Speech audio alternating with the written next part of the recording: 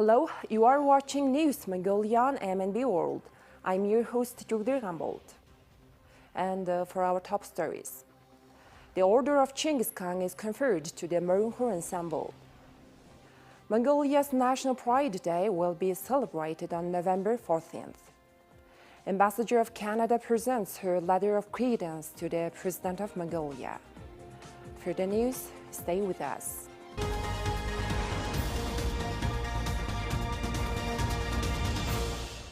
Marking a National Pride Day, the Order of Chinggis Khan is conferred to the distinguished citizens, bands, and organizations of Mongolia who made invaluable contributions to strengthening the independence and sovereignty of Mongolia and the unity of the people. They are promoting the historical and cultural heritages of Mongolia for future generations and the world, and performed great deeds for the state, community, and the nation. This year, the Order of Chinggis Khan is conferred to the Mongolian State Marunkhor Ensemble.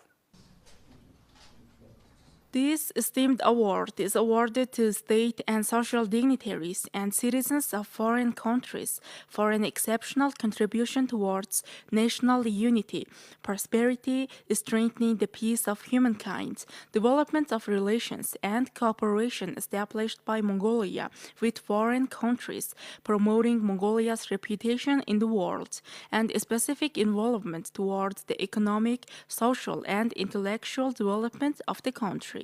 The decision to award the Marunkhor Ensemble under the State Philharmonic was announced by the Chief of the President's Office, Sotbatar, on Monday, during a press conference held at the State Palace. In 2002, Parliament backed the initiative of the second President of Mongolia, Baghband, and approved Parliamentary Resolution number 21 to award the Supreme Declaration of the Mongolian State, the Order of Chinggis Khan. The first order was awarded to the first president of Mongolia in 2005, and 14 award ceremonies have been held to date, 12 of which were conferred on individuals, 1 to the Hu Band, and 1 to the General Staff of the Mongolian Armed Forces. The Mongolian State Marunkhor Ensemble was founded in 1992 with the aim to preserve, promote, and transmit the use of the Marunkhor, horsehead fiddle, a musical representation of Mongolian history,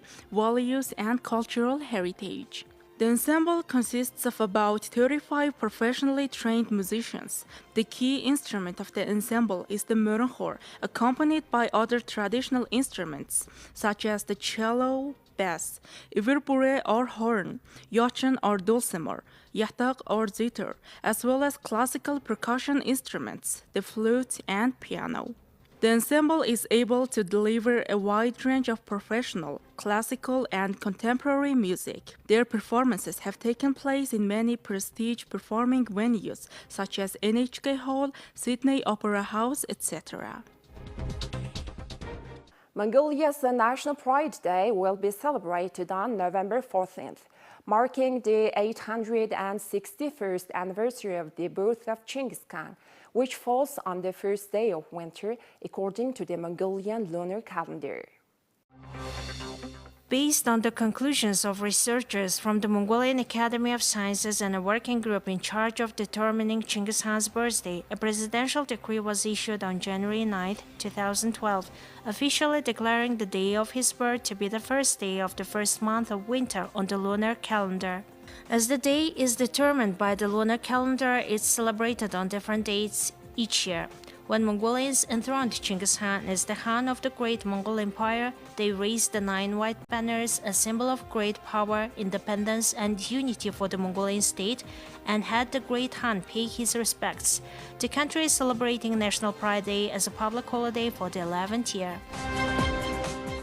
Ambassador Sandra Shufani of Canada to Mongolia officially presented her letter of credence to President Hu Sukhokhna on November 9, 2023. During the meeting, President Hu Sukh emphasized the significant importance Mongolia places on fostering ties with Canada, considering it a crucial third neighbor. President Hu Sukh underscored the need to further enhance the collaboration between the two nations, particularly in realms of agriculture, environmental protection, and education.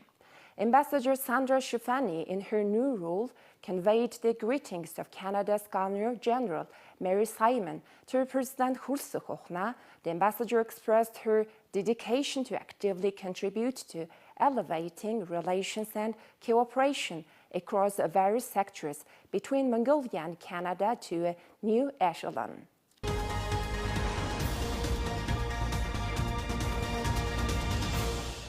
Please take a look at currency exchange rates provided by the Mongol Bank.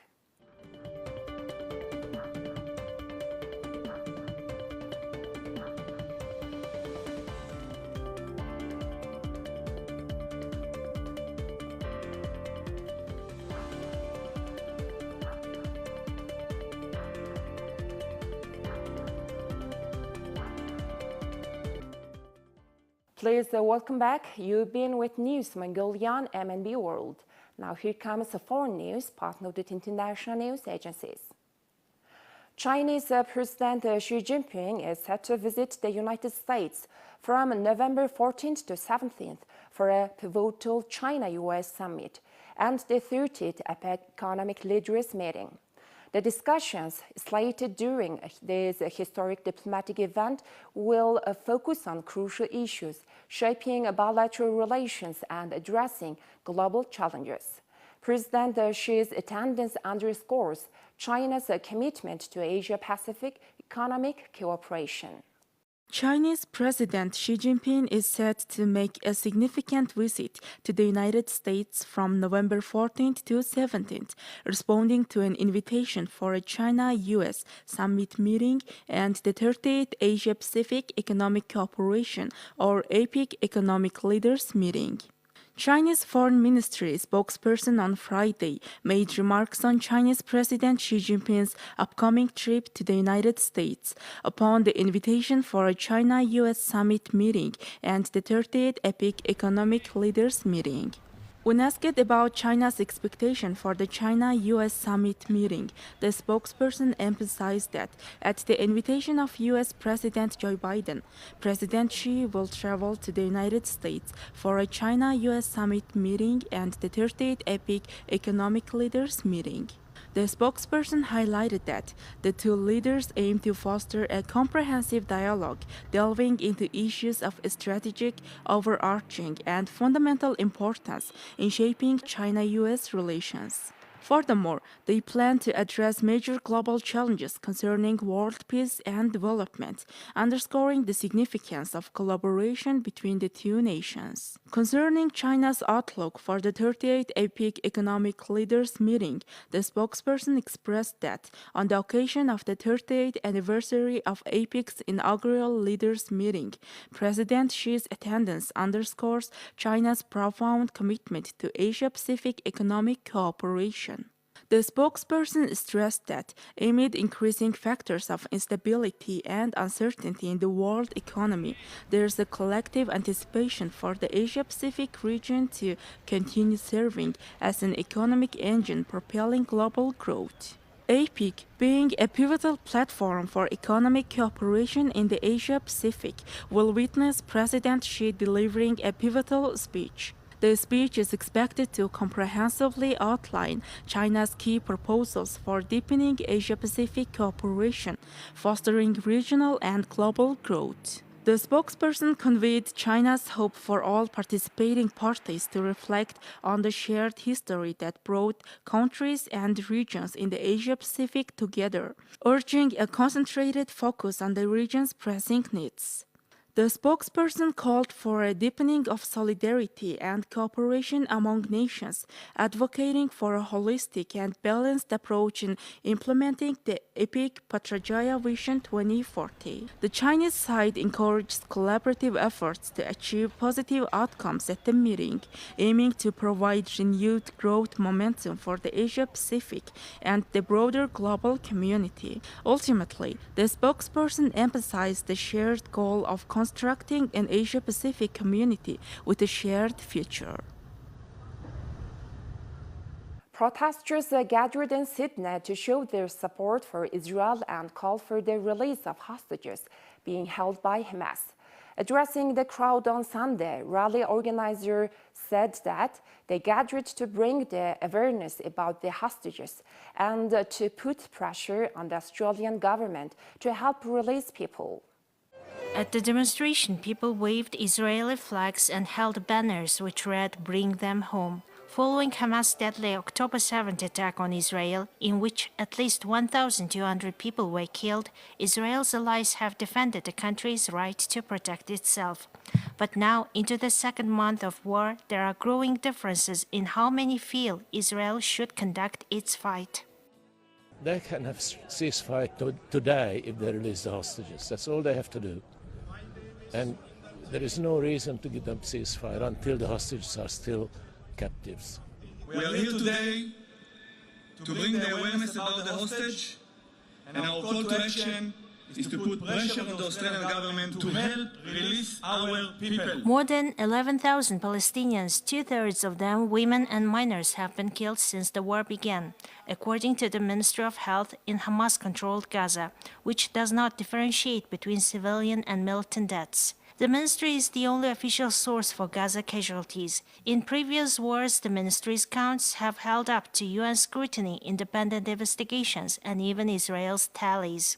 About 2,700 people have been reported missing and are thought to be possibly trapped or dead under the rubble. At least 1,200 people have been killed in Israel, mainly in the initial Hamas attack, Israeli officials say.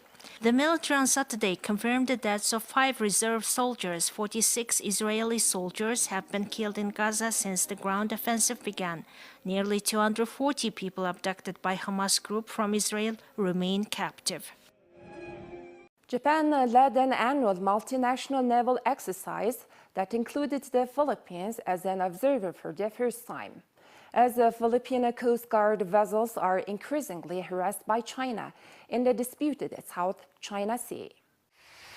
The annual exercises that began Saturday off Japan's coast also included the United States, Australia, and Canada. Their aim is to demonstrate and increase ways to navies can work together and show their presence and commitment to defend a free and open Indo-Pacific, which the allies say is hampered by China's growing ambitions that include sweeping territorial claims.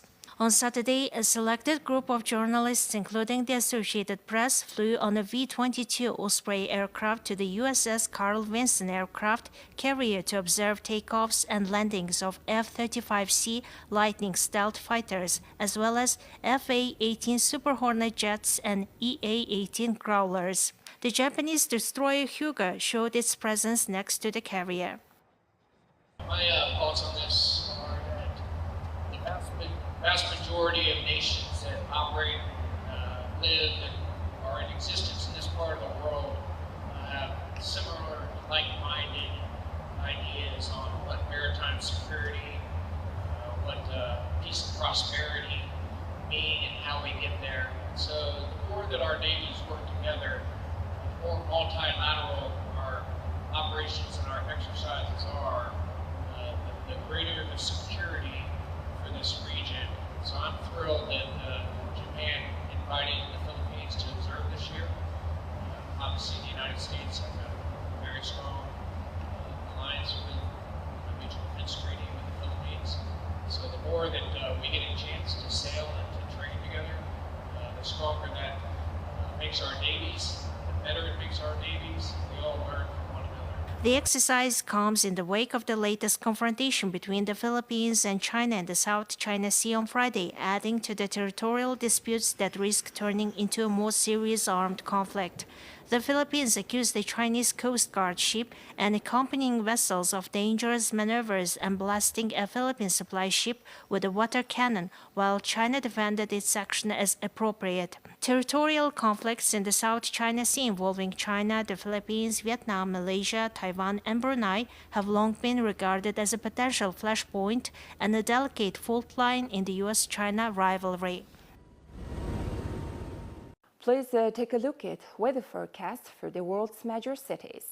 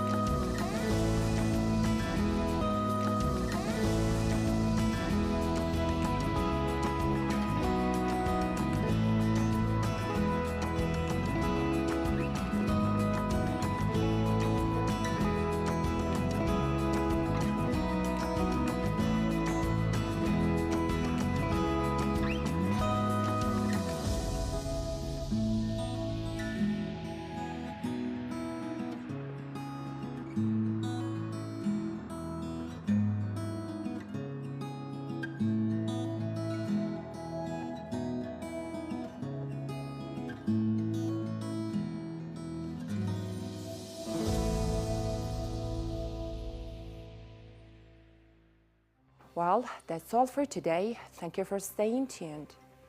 We'll see you next time with more news and updates. Have a great day ahead.